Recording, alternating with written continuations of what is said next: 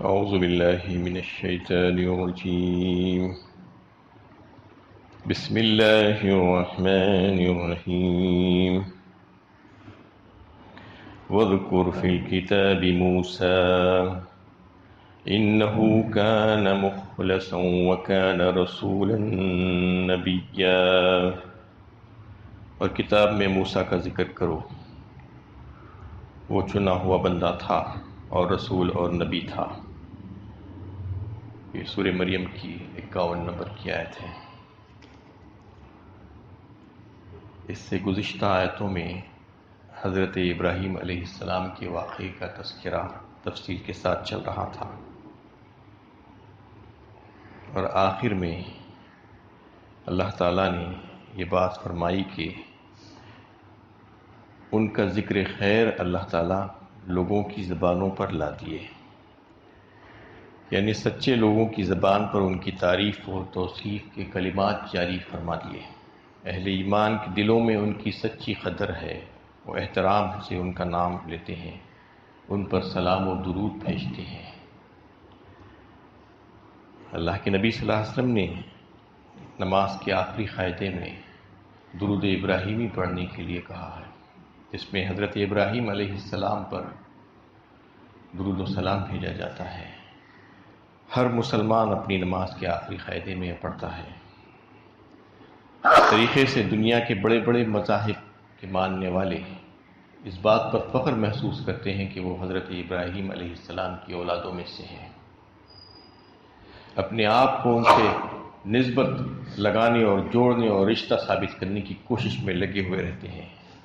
اس سے یہ حقیقت واضح ہوئی کہ دنیا میں سچی عزت اور خدا کے نیک بندوں میں مقبولیت اور ان کی زبانوں پر ذکر جمیل اللہ کا بہت بڑا انعام ہے جو کسی بندے کو حاصل ہو جائے۔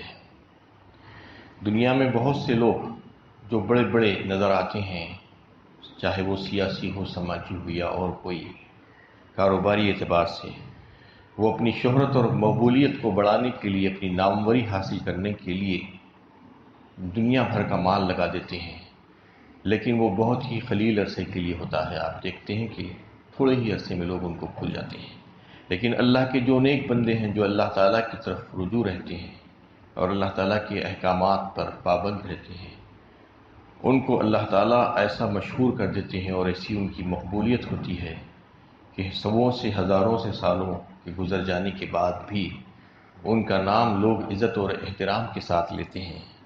یعنی لوگ جھوٹی شہرت اور ناموری کے پیچھے دوڑتے ہیں، لیکن اللہ کے نیک بندے اس سے بالکل بے نیاز ہوتے ہیں کہ کون کیا کہہ رہا ہے، لیکن اللہ تعالیٰ اپنے بندوں کو ایسے ہی نہیں چھوڑتے، بلکہ ان کا ذکر خیر جاری فرما دیتے ہیں اپنے بندوں کے ناموں زبانوں پر۔ فرشتوں کے ذریعے سے یہ کروایا جاتا ہے۔ اللہ کے نبی صلی اللہ علیہ وسلم نے حدیث میں یہ بات بتائی کہ جو نیک بندے ہوتے ہیں، جو اچھے کام کر رہے ہوتے ہیں، تو اللہ تعالیٰ ان کو پسند فرماتے ہیں، اور جن کو اللہ تعالیٰ پسند فرماتے ہیں وہ فرشتوں کی محفل میں ان کا تذکرہ کیا جاتا ہے، اور فرشتے لوگوں کے محفلوں میں آ کر ان کے تعلق سے کہتے ہیں کہ یہ بندہ اچھا ہے اور نیک ہے۔ یہ اللہ تعالیٰ انتظام کرتے ہیں ان حضرات کے لیے کہ ان کا ذکر خیر جاری فرما دیا جاتا ہے۔ اور یہاں سے حضرت موسیٰ علیہ السلام کے واقعے کا تذکرہ کرنے کے لیے نبی صلی اللہ علیہ وسلم کو کہا جا رہا ہے، حکم دیا جا رہا ہے۔ حضرت موسیٰ علیہ السلام ایک جلیل القدر پیغمبر اور قوم فرعون کی طرف، قوم بنی اسرائیل کی طرف نبی اور پیغمبر بنا کر بھیجے گئے تھے۔ ان کا تذکرہ کرنے کے لیے کہا گیا ہے۔ وہ جو ہے اللہ تعالیٰ ان سے کلام کیا کرتے تھے، اس لیے ان کو کلیم اللہ بھی کہا گیا ہے۔ انہ کان مخلص فرمایا یہاں پر، وہ چنا ہوا بندہ تھا۔ مصطفیٰ، مشتبہ، مخلص، یہ سب ہم معنی ہیں۔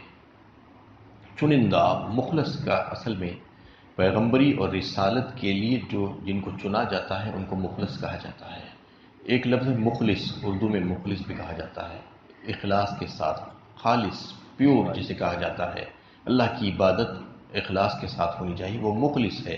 جو ویسا کرے گا وہ مخلص کہلائے گا۔ لیکن مخلص جو ہے وہ اللہ کا چنندہ بندہ، نبی اور پیغمبری کے لیے جن کو جو ہے منتخب کر دیا جاتا ہے، اللہ کے پسندیدہ بندے، ان کو مخلص کہا جاتا ہے۔ اللہ تعالیٰ نے یہاں پر یہ لفظ لایا ہے کہ وہ مخلص اور رسول اور نبی تھے۔ رسول اور نبی کا فرق کیا ہے؟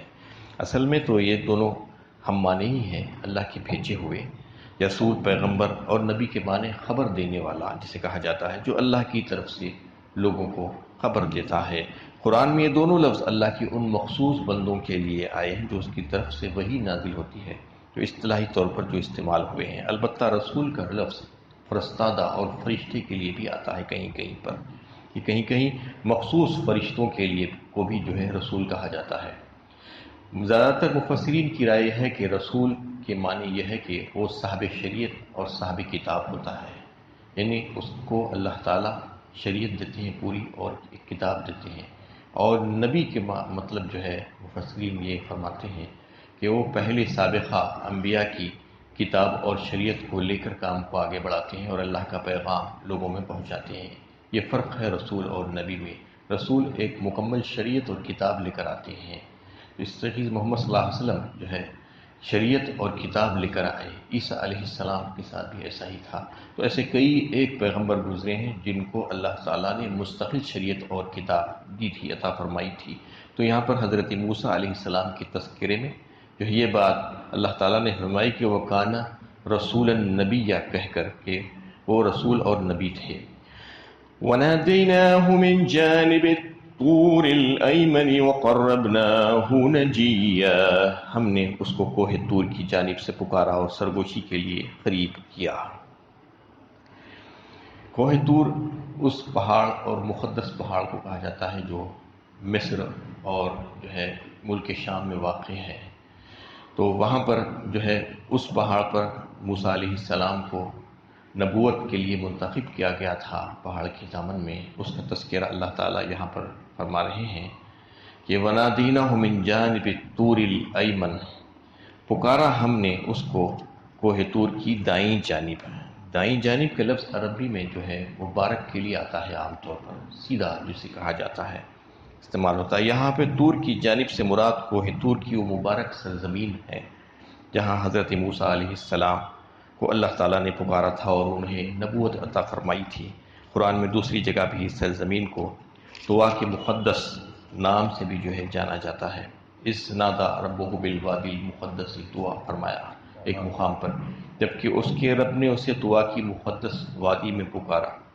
اور سورہ طٰہٰ میں بھی جو ہے حضرت موسیٰ علیہ السلام کو جو منتخب کیا گیا نبوت کے لیے، تو اللہ تعالیٰ نے کیا الفاظ وہاں پر استعمال کیے ہیں اس کو نقل کیا گیا ہے سورہ طٰہٰ میں۔ فَلَمَّا أَتَاهَا نُودِيَ يَا مُوسَىٰ إِنِّي أَنَا رَبُّكَ فَاخْلَعْ نَعْلَيْكَ إِنَّكَ بِالْوَادِي الْمُقَدَّسِ طُوًى کہہ کر انہیں ندا دی گئی، آواز دی گئی جب موسیٰ علیہ السلام کو کہ انی انا ربک، اے موسیٰ میں ہی تمہارا پروردگار ہوں، فَاخْلَعْ نَعْلَيْكَ اور تم اپنی جوتیاں اتار دو، انک بالوادی المقدس طوا بے شک تم جو ہے وادی مقدس طوا میں موجود ہو، وَأَنَا اخْتَرْتُكَ فَاسْتَمِعْ لِمَا يُوحَىٰ اور میں نے تم کو منتخب کر لیا ہے اپنی نبوت کے لیے، اور کان لگا کر سنو اب جو تم پر وحی کی جاتی ہے۔ وَأَنَا اخْتَرْتُكَ فَاسْتَمِعْ لِمَا يُوحَىٰ إِنَّنِي أَنَا اللَّهُ لَا إِلَٰهَ إِلَّا أَنَا فَاعْبُدْنِي وَأَقِمِ الصَّلَاةَ لِذِكْرِي، یہ کلمات وہاں پر کہے گئے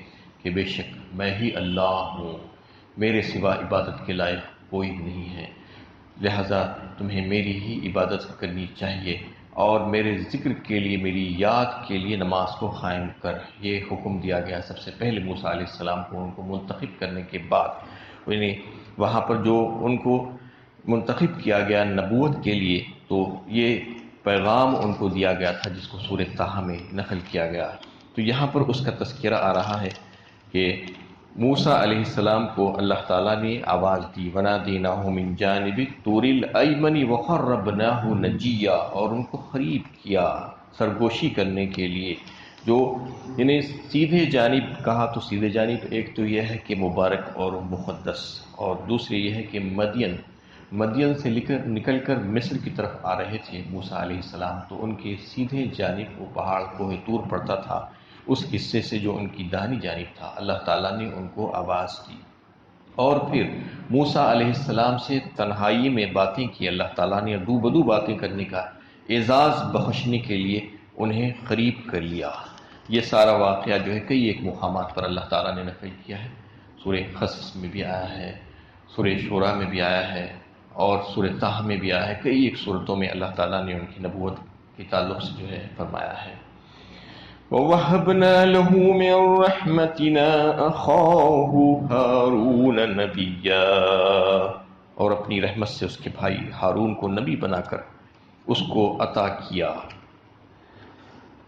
حضرت موسیٰ علیہ السلام نے اللہ تعالیٰ سے دعا کی کہ اے میرے پروردگار، میرے بھائی سے میری مدد فرما۔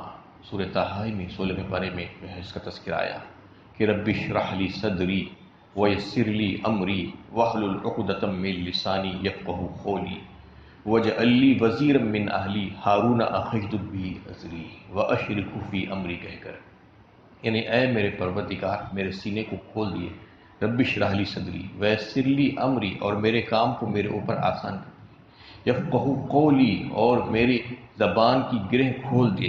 اس طریقے سے جو ہے انہوں نے دعا کی، وَاجْعَلْ لِي وَزِيرًا مِّنْ أَهْلِي، اور میرے اہل میں سے، میرے خاندان میں سے میرا ساتھی بنا دے، ہارون کو میرا شریک کار بنا دے، یہ کہ ہارون اخی اشدد بہ ازری، اس سے میری کمر کس دیجیے، میرے لیے مضبوطی کر دیجیے۔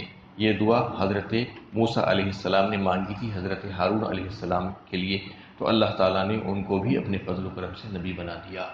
یہ ایک ہی نبی تھے جو دعا پر نبی بنائے گئے کسی کی، یعنی حضرت موسیٰ علیہ السلام کی دعا پر ان کے بھائی حضرت ہارون علیہ السلام کو بھی نبوت سے سرفراز کیا گیا۔ وَوَهَبْنَا کہا گیا یہاں پر، ہبنا کی معنی جو ہے وَهَبَا جو کہا جاتا ہے وہ عطیہ ہے، دے دینا، گفٹ جسے کہا جاتا ہے۔